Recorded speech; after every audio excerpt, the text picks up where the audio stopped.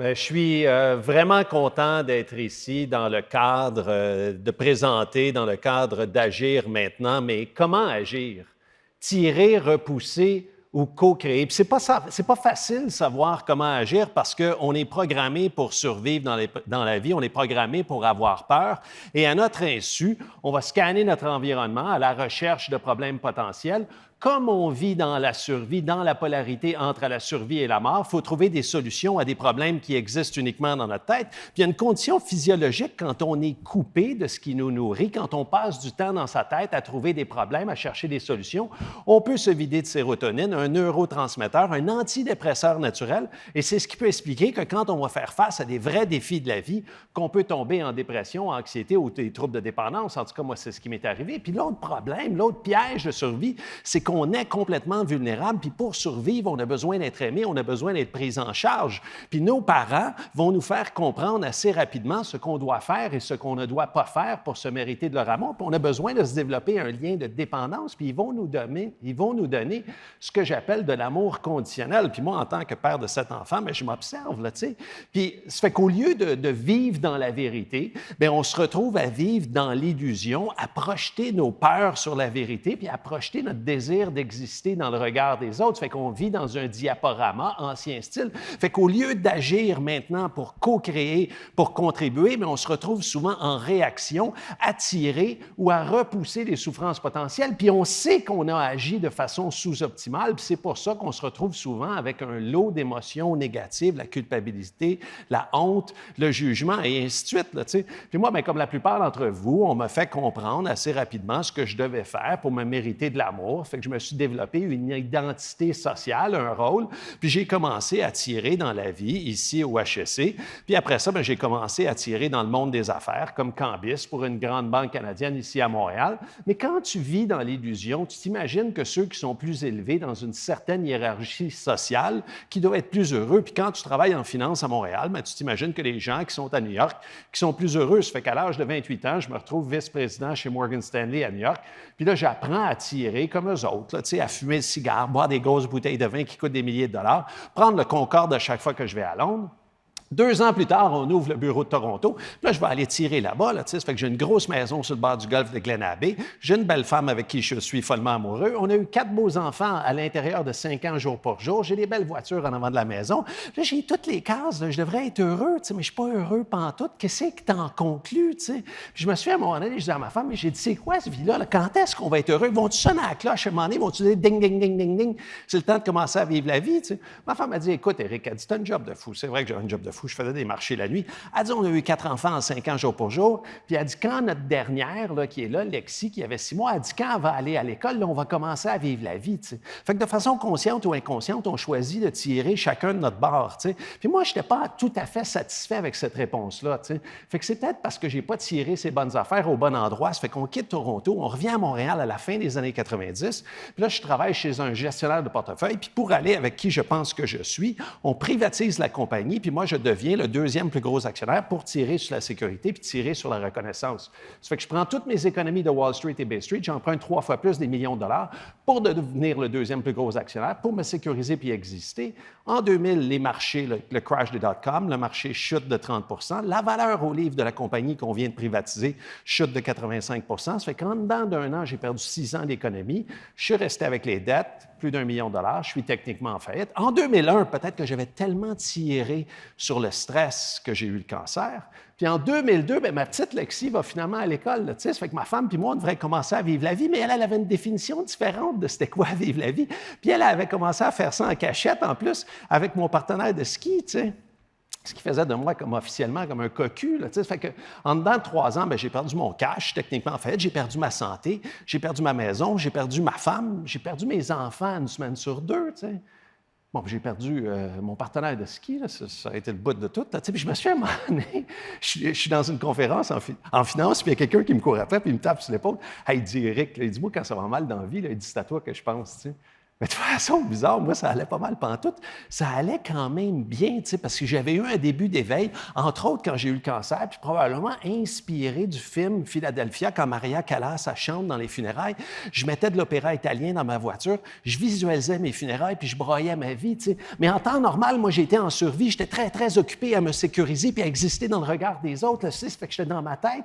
Puis là, dans ce moment-là, à visualiser mes funérailles, mais là, je broyais ma vie, ça me sortait de ma survie, ça me rapprochait de mon cœur, puis ça me fait du bien. Puis là, j'ai compris qu'il existait comme un autre niveau de réalité. Ça fait que je me suis même familiarisé avec la méditation, avec le bouddhisme, avec la spiritualité. Puis ça m'a permis de rebâtir ma vie à tous les niveaux, là, tu sais. Ça fait que j'ai co-créé ma vie. Ça fait que je me suis refait une santé. J'ai commencé à faire du sport, des triathlons, des marathons. Je suis retombé en amour. Puis après ça, bien, d'un point de vue professionnel, quand tu n'es pas préoccupé par ta sécurité, par le désir d'exister dans le regard des autres, ce que tu vois sont les opportunités de servir. J'ai eu mes 5 meilleures années comme gestionnaire de portefeuille. J'étais aussi administrateur de la compagnie. On avait rebâti la compagnie. Fait qu'en dedans de 5 ans, ma situation financière avait passé d'un gros négatif à un plus gros positif, tu sais. Mais il se passe quelque chose, là. Tu sais, quand tu n'as rien, là, puis tu tires, tu as la capacité d'apprécier. Mais après un certain succès, la capacité d'apprécier est souvent remplacée par l'anticipation. Puis quand tu apprécies dans ton cœur, puis quand tu anticipes, tu reviens dans ta tête, tu reviens en survie. Fait que là, j'ai plus besoin de ça, moi, de la méditation pour la spiritualité. Fait que je retourne dans ma tête, dans l'illusion. Ce que je choisis de voir, c'est mes chums qui ont gradué maintenant et qui travaillent pour des gros hedge funds. Ils ne sont pas meilleurs que moi, mais ils sont payés 10 fois plus que moi. Fait qu'au lieu d'être riche de ce que j'ai, je choisis d'être pauvre de ce que j'ai pas, tu sais. Puis là, je suis dans ma tête à me torturer, puis je blâme mes associés. C'est de leur faute si je vais peut-être perdre mon cash, puis si je ne serai pas aussi riche que mes chums qui sont à New York. Ça fait que je prends un petit détour, puis en 2008, bien, je me retrouve à travailler pour le plus gros hedge fund global macro au monde. La consécration ultime, là, c'est comme si je venais de gagner le jacket vert de la finance. Là. Même les gens que j'enviais, c'est eux autres qui m'enviaient, puis qui me disaient « Oh my God, Eric, je peux pas croire que tu es rendu là. » Mais c'est normal parce que le salaire moyen, c'était comme l'équivalent du gros lot de la 649. Là, tu sais. J'avais déjà des voitures de luxe, mais pourquoi en avoir juste 2, 3 quand tu peux avoir un garage rempli de Ferrari? Tu sais. Puis le rôle d'un hedge fund, c'est de faire de l'argent tout le temps, mais quand les marchés baissent rapidement. Puis en une nuit seulement, en plein milieu de la crise de 2008, entre minuit et 4 heures du matin, j'ai eu ma meilleure année à vie. Puis moi, j'étais payé un gros pourcentage de ça. Ça fait qu'en une nuit seulement, j'ai eu mon meilleur salaire à vie. Puis là, j'ai 2 mains dans le plat de bonbons. Puis là, finalement, là, je vais pouvoir tirer sur tous mes rêves, toute la reconnaissance, toute la sécurité, tout ce que tu veux. Mais j'avais vu venir la crise, mais je n'avais pas vu venir le tsunami qui venait avec. Les liquidités commencent à disparaître. Le siège social de mon hedge fund est à Londres, décide de diminuer les effectifs de son bureau de New York, me met dehors, en même temps que 500 000 personnes à New York en finance perdent leur job, en même temps que 8-9 millions d'Américains perdent leur job en 2008. Puis j'avais tellement tiré sur le succès, la reconnaissance, que je m'étais vidé de sérotonine, puis je suis tombé en dépression assez sévère. La chaîne venait de débarquer, là. Bang! Mais tu sais, comme tu fais, là, si vous êtes déjà tombé en vélo, en ski ou en rollerblade, puis tu es un peu orgueilleux, tu as mal, mais tu te lèves, tu sais. Tu fais semblant qu'il n'y ait rien arrivé, tu repousses tes douleurs. Puis moi, c'est ça que j'ai décidé de faire. J'ai décidé de repousser mes douleurs, tu sais. Puis je peux faire ça comment? Bien, j'ai du cash quand même, tu sais. Fait que je me mets à dépenser mon argent, j'invite du monde en voyage, j'achète des voitures à du monde. Puis j'ai assez d'argent à l'âge de 43 ans, pour prendre ma retraite, mais pas assez d'argent pour dépenser 500 000 $ à gauche et à droite de même. Fait que qu'est-ce que je pourrais faire? Je pourrais trader mon compte. J'étais un des meilleurs traders au monde. Il n'y a pas longtemps, j'avais le jacket vert, là, tu sais. Sauf que là, je suis en dépression sur les antidépresseurs avec des idées suicidaires. Une de mes croyances limitantes est que la vie ne mérite pas d'être vécue pauvre. Puis, je prends un petit peu trop de vin, je dilapide mes économies à une vitesse vertigineuse. Fait que qu'est-ce que je peux faire d'autre pour repousser mes douleurs? Hey, je pourrais faire Ironman. À chaque fois que je faisais Ironman, tu reviens, 7-8 % de gras, là, bien rasé. Là, tu reçois de la reconnaissance. Fait que je m'en vais en Californie m'entraîner pour faire mon 5e Ironman. Pendant que je suis là, je me blesse. Je ne peux plus courir, je ne peux plus faire de vélo. Mais là, je suis obsédé à garder ce corps-là en shape. C'est la dernière affaire qui me reste pour repousser mes douleurs. Fait que qu'est-ce que je pourrais faire? Hey, je pourrais aller faire une classe de yoga. San Diego, c'est un petit peu la mecque du yoga show. Je vais là. Wow, ça me fait du bien. Fait que je reviens à Montréal, je me trouve un studio, puis à tous les jours, je vais repousser mes douleurs. J'y vais à tous les jours, plusieurs fois par jour. Je fais les classes les plus dures, les pauses les plus dures, tu sais.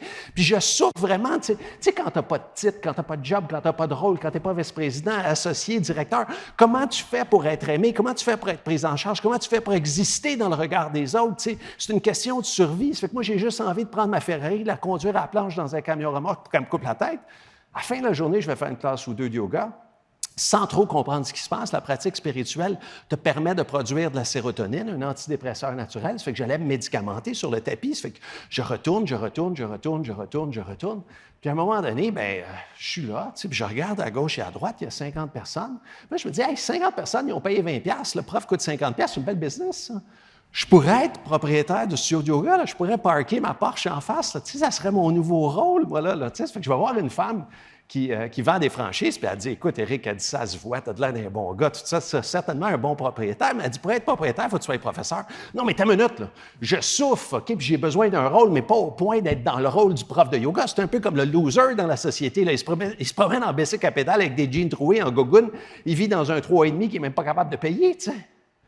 Mais comme j'ai aucune autre opportunité de repousser mes douleurs, je m'en vais faire ma formation de professeur. Imaginez, je faisais 1 heure ou 2 heures de yoga par jour, j'étais plus suicidaire. Là. 1 mois intensif, 12-13 heures de yoga par jour.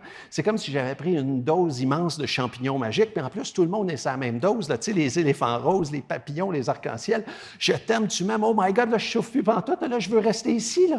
Je veux repousser plus fort. Là, tu sais, ça fait que je me laisse sous la barbe, je m'achète une robe. Je fais des formations de yoga un peu partout dans le monde, des formations de méditation.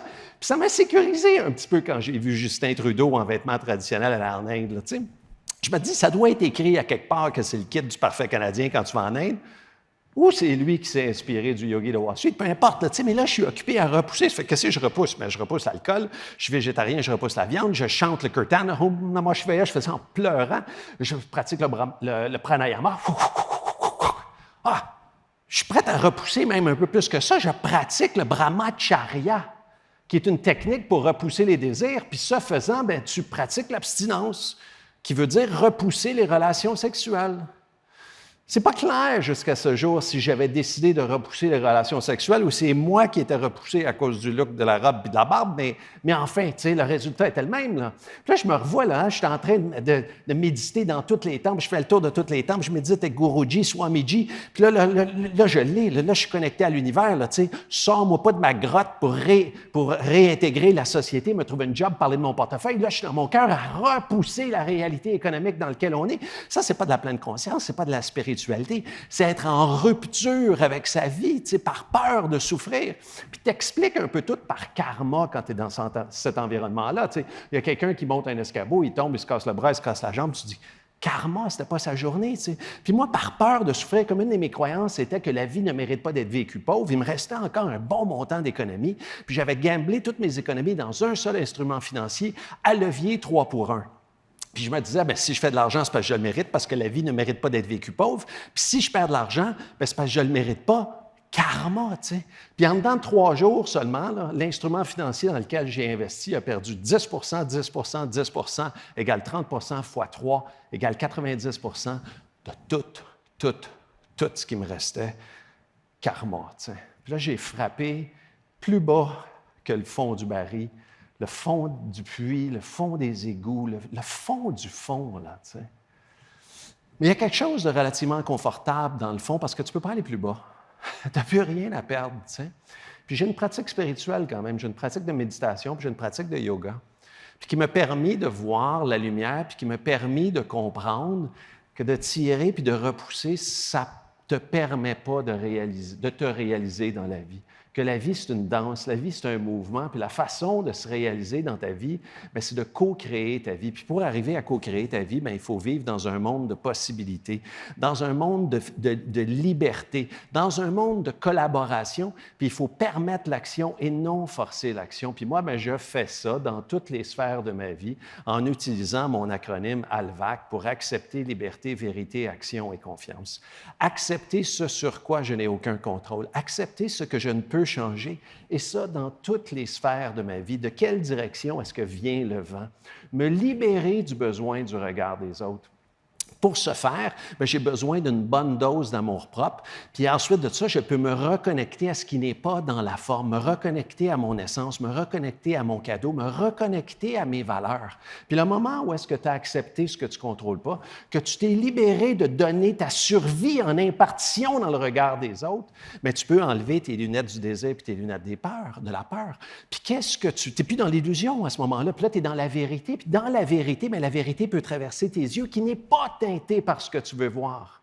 OK? Puis dans la vérité, il y a des opportunités de servir, des opportunités de contribuer, des opportunités de faire une différence.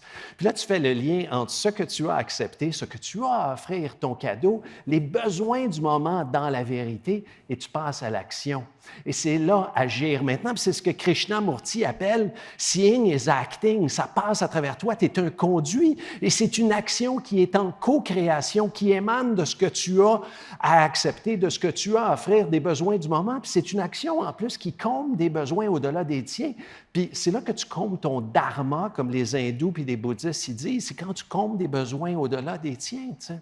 Puis bien ensuite de ça, tu choisis de faire confiance aux fruits de tes actions. Puis ça, c'est le message du Bhagavad Gita, parce que tu n'as plus aucun contrôle là-dessus, puis tu ne vas pas cultiver des émotions négatives sur quelque chose que tu ne contrôles pas. Puis tu ne te définis pas par des bons résultats ou des moins bons résultats. Des résultats ne sont que des résultats. Puis moi, ma compréhension de ce que j'ai à accepter, de ma liberté, de la vérité, évolue avec le temps, puis mes actions évoluent avec le temps. Puis pour le moment, bien, je suis un homme de 58 ans, je suis père de 7 enfants, de 32 à 2 ans. Je suis aussi un grand-père, je suis un coach, conférencier, je suis un auteur, je suis un mari, je suis membre d'une famille, je suis un citoyen. Puis je choisis d'accepter ce que je ne peux contrôler. Je choisis de me libérer, je choisis de vivre dans la vérité, je choisis d'agir maintenant pour co-créer ma vie, pour combler des besoins au-delà des miens, puis je choisis de faire confiance. Et vous, qu'allez-vous choisir pour agir maintenant? Tirer, repousser ou co-créer?